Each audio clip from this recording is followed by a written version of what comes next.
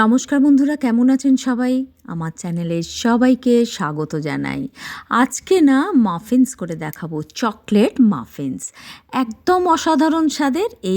এখনও তো শীত যায়নি, আর নানা রকম অনুষ্ঠান এখনও আছে। ভালোবাসার দিনটা ভুলে গেলে হবে না, কেমন? এই 14ই ফেব্রুয়ারি ভ্যালেন্টাইন্স ডে, সেইখানেই তৈরি করে ফেলো এই মাফিন্স। ছোট ছোট বাচ্চা কেক, ছোট বড় সকলের ভালো লাগবে, সবার প্রিয় এই মাফিন্স কেক। ভীষণ টিফিনেও দেয়া যাবে, ভীষণ ভালো লাগে খেতে, সেটাই তোমাদের সাথে শেয়ার করব আজ। প্রথমেই দেখো এখানে নিয়েছি চিনিটাকে গুঁড়ো করে নিতে হবে, মাপ পরিমাপ সব আমি দিয়ে দিয়েছি। হ্যাঁ, আর দেখো এটা পুরো গুঁড়ো করে না নিলে চিনি এখানে ভালোভাবে মেল্ট হবে না, অসুবিধা হবে, দানা দানা থেকে যাবে, তাই এটাকে প্রথমেই মেল্ট করে নিয়েছিলাম। কেমন? এরপরে দেখো এখানে মাখন নিচ্ছি, মাপ পরিমাপ আবারও বলছি, সম্পূর্ণ ভিডিওতে দেয়া আছে। দিয়ে আর 1 চামচ তেল নিয়েছি, কুকিং অয়েল, কেমন, সাদা তেল দিয়ে খুব ভালো করে মিশিয়ে নিচ্ছি। এই রেসিপিটা করেছে আমার মেয়ে, ভীষণ ভালো করে এই বেকিং রেসিপিগুলো। তোমরা তো এর আগের ভিডিওতে দেখেইছো, আর এই রেসিপিটাও আমি ওকে দিয়েই করিয়েছি। আমি ছিলাম সাথে, কিন্তু করেছে ওই। অসাধারণ হয়েছিল জানো তো। চিনিটা অর্ধেক দেবো, হ্যাঁ, দিয়ে এর সাথে খুব ভালো করে মিশিয়ে নেবো, মাখনের সাথে এরমভাবে মিশিয়ে নিতে হবে অ্যাকচুয়ালি। আর অর্ধেকটা রেখে দেবো। প্রথম থেকে শেষ অবধি আমার ভিডিওটা দেখো বন্ধুরা, তাহলে বুঝতে পারবে কিভাবে করেছি। অতি সহজে বাড়িতে তৈরি করে নিতে পারবে, বাচ্চাদের বড়দের যাদেরই বলো না কেন।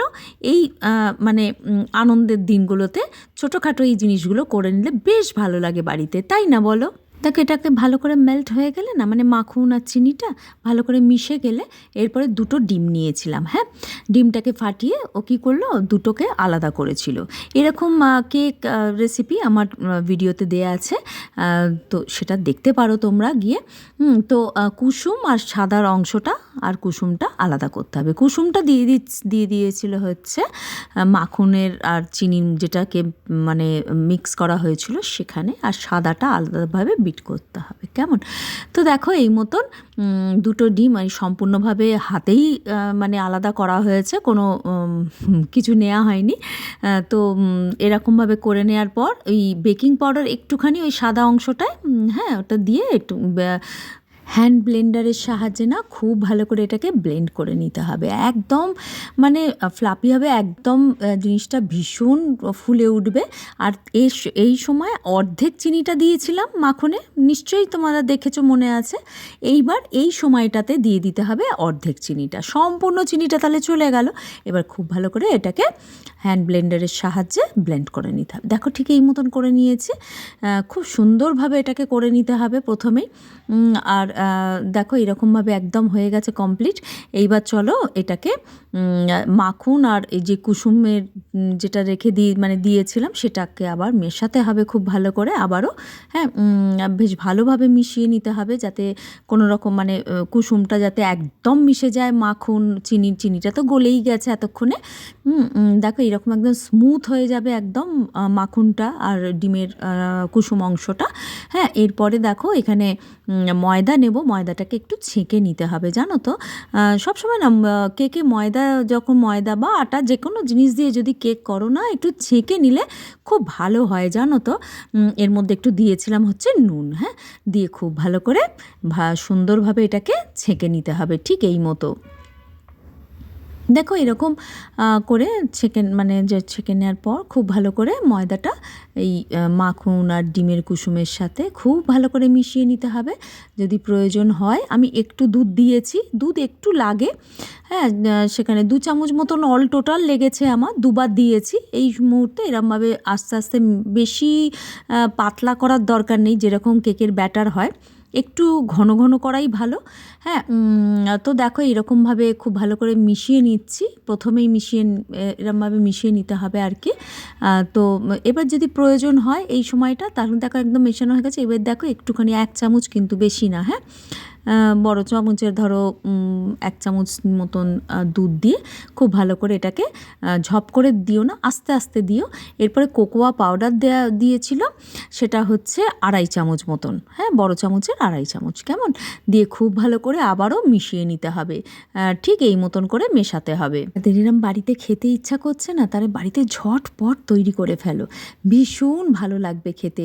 আর হ্যাঁ, তোমাদের যদি হ্যান্ড ব্লেন্ডার না থাকে, মিক্সির মধ্যে করে কিন্তু ওই সাদা অংশটা ডিমের তোমরা একদম মিক্সিতে ভালোভাবে ব্লেন্ড মানে করে নিতে পারো, কোনো অসুবিধা হবে না। ওরকমই ফ্লাপি, এই দেখো এইরকম হয়ে যাবে। এইবারে দিয়ে দেবো ডিমের সাদা অংশটা, যেটাকে খুব ভালো করে আমরা মানে ফেটিয়েছিলাম বলতে পারো, মানে ফেটিয়েছিলাম, ব্লেন্ড করেছিলাম হ্যান্ড ব্লেন্ডারের সাহায্যে। ওটাতে সুবিধা হয়, খুব ভালো হয়। দেখো কি সুন্দর হয়েছে না বলো? হ্যাঁ, তো এরকমভাবে করে নিতে পারো তোমরা। যদি না থাকে, বারবারই বলছি, মিক্সিতে করে নিতে পারো, খুব ভালো হবে। নাহলে উইক্সের সাহায্যেও করে নেওয়া যায়। এই নয় যে যাবে না, সময়টা একটু বেশি যাবে। তো এরকম সম্পূর্ণটা দিয়ে আস্তে আস্তে দিয়ে একবারেই ঝপ করে দিও না, আস্তে আস্তে আস্তে আস্তে, মানে প্রথমটা অর্ধেকটা, তারপরে আবার অর্ধেকটা দিয়ে মেশাতে হবে। তাতে করে কেকটা খুব ভালো তৈরি হবে, মাফিনসগুলো খুব ভালো তৈরি হবে।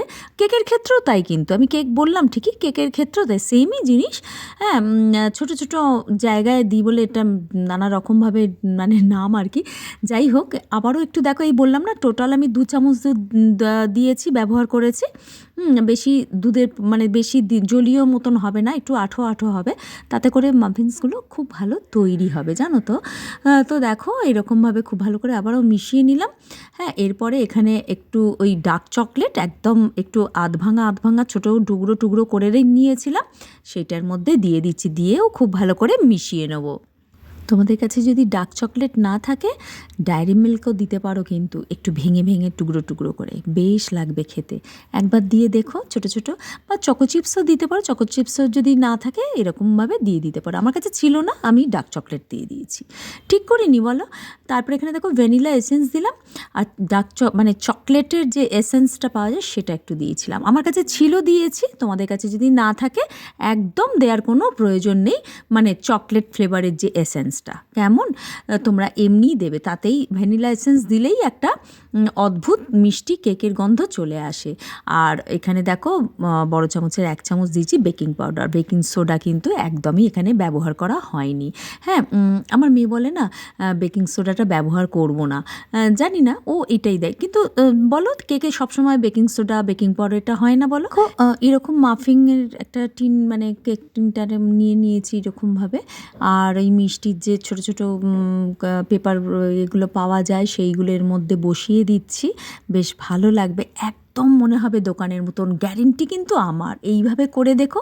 একটু ছোট একটা চামচ নিয়েছি, নিয়ে আন্দাজ মতন অল্প অল্প দিও, মানে 3/4, মানে ওই অল্প, মানে একটুখানি যাতে ফাঁকা থাকে, কারণ এটা ফুলবে, সেই মতন একবারে দিও না, মানে উপচে যাবে, সেটা ভালো লাগবে না, আর কি। দেখো এই মতন সম্পূর্ণ যে বাটিগুলো বসিয়েছি কাপ পেপারের, তার মধ্যে এরকম দিয়ে দিচ্ছি, পেপার দিয়ে করো, ভীষণ ভালো লাগবে, একদম কেউ বুঝতে পারবে না তোমরা এটা বাড়িতে করেছো নাকি দোকান থেকে কিনে নিয়ে এসছো। বা বাচ্চাদের না এরকম একটু করে দিলে ভীষণ ওরা খুশি হয়ে যায়, বলো? আমরা তো সবসময় চেষ্টা করি বাচ্চাদের কি করে খুশি রাখতে হয় বা ভালো লাগে। দেখো এটা হয়ে গেছে, এরমভাবেই নিয়ে সোজা আমি ওটিজিতে দিয়ে দিচ্ছি। ওই ওভেন ধরো 180 সেন্টিগ্রেডে দিয়েছি, আর এই 15 মিনিটের মধ্যেই এটা হয়ে যাবে, বেশিক্ষণ লাগবে না, জানো তো, ছোটো ছোটো পোর্শনে তো, আর খুব তাড়াতাড়ি হয়ে যাবে। এত ভালো হয়েছিল না খেতে, কি বলবো। তোমরা একবার করে দেখো বন্ধুরা, তোমাদের যদি ভালো লাগে তাহলে প্লিজ আমাকে কমেন্টের মাধ্যমে জানাতে ভুলো না, আমি কিন্তু সেই আশায় থাকি। আর তোমাদের কমেন্ট পেলে আমি ভীষণ ভীষণ মোটিভেট হই, খুব ভালো লাগে আমার পরের রেসিপি তৈরি করতে, ভীষণ ভালো লাগে। তো দেখো এই মতন করে ফেললাম একদম সম্পূর্ণভাবে, তোমাদের একটু দেখাচ্ছি আর কি কিরমভাবে দেখো তৈরি হয়ে গেছে। দেখো একদম ঠান্ডা হয়ে গেলে তারপরে এই কেক টিনের ভেতর থেকে আস্তে আস্তে, মাফিং টিনগুলোর ভেতর থেকে আস্তে আস্তে তুলে নিও, তারপরে পেপারটা ছাড়িও। হ্যাঁ, না হলে কিন্তু গায়ে আটকে যাবে, একটু ঠান্ডা হলে করো জিনিসটা, নাহলে আটকে যাবে বা চিপকে যাবে আর কি, খুলতে পারবে না, মানে কেকটা ভেঙে যেতে পারে। কি সুন্দর হয়েছে দেখো, অদ্ভুত ভালো হয়েছে, যেরকম খেতে হয়েছে সেরকম দেখতেও হয়েছে। হ্যাঁ, তোমরা এটা বাড়িতে করো বন্ধুরা। আর যদি তোমার খুব খুব ভালো লাগে তাহলে প্লিজ আমার চ্যানেলটা সাবস্ক্রাইব করো, বেল আইকনটা প্রেস করতে কিন্তু একদম ভুলো না, কেমন? যাতে করে আমার যত নতুন নতুন ভিডিও না আমি কিন্তু চাই সবার আগে তোমাদের কাছে পৌঁছে যাক।